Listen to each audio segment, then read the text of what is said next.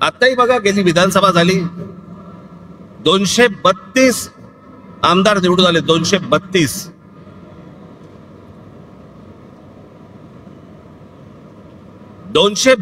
आमदार. एवढे प्रचंड यश मिळाल्यानंतर देखील महाराष्ट्रामध्ये सन्नाटा होता. कुठे विजय मिरवणुका नाहीत, कुठे जल्लोष नाही, काही नाही, सन्नाटा कर. म्हणजे मतदार तर अवाक झालेच होते, निवडून आलेले पण अवाक झाले होते. निवडून आलेल्या लोकांनाही समजेना कसा निवडून आलो.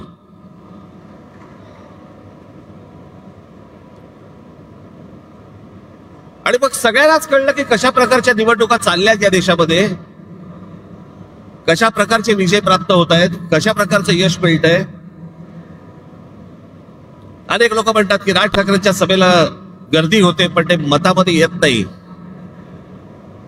हे असं केलं तर कसं येईल ते मतामध्ये? आणि तेच चालू आहे. राज्यांमधले जे स्थानिक पक्ष आहेत त्यांना संपवणे, त्यांना मिटवून टाकणे आणि अशा मतदार याद्या तयार करायच्या, सगळी माणसं घुसवायची. मला तर आता कळलंय, अगदी खात्रीलायकरित्या समजलेली गोष्ट तुम्हाला सांगतो की आत्ताच्या या होणाऱ्या निवडणुकांना त्यांनी 1 जुलैला यादी बंद करून टाकली.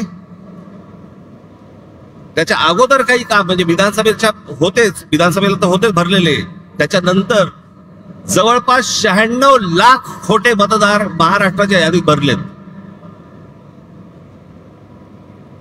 मुंबईमध्ये असेच 8-8.5 लाख, 10 लाख, ठाण्यामध्ये असेच 8-8.5 लाख, पुण्यामध्ये भरलेत, नाशिकमध्ये भरले, प्रत्येक शहरांमध्ये, प्रत्येक गावागावामध्ये भरलेले आहेत.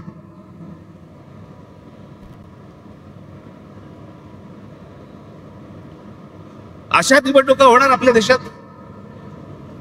मग कशासाठी प्रचार करायचा, कशासाठी उमेदवार भरायच्या, कशासाठी निवडणुका लढायच्या, कशासाठी पैसे खर्च करायचे, कशासाठी मतदारांनी रांगेमध्ये उभं राहायचं आणि मतदान करायचं.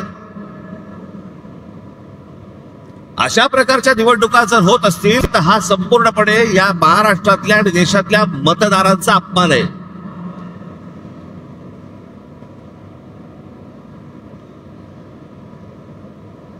तुम्ही मत द्या नाही तर नका देऊ.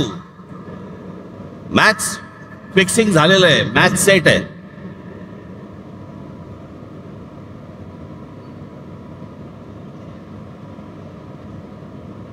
अशा महाराष्ट्रामध्ये निवडणुका होणार. हे कोणत्या प्रकारचं षडयंत्र, ही कोणत्या प्रकारची लोकशाही आहे? आणि नंतर सांगायचं नाही नाही ह्यांचा एकही आमदार निवडून नाही आला, ह्यांचा एकही खासदार निवडून नाही आला. अरे येईल कसा?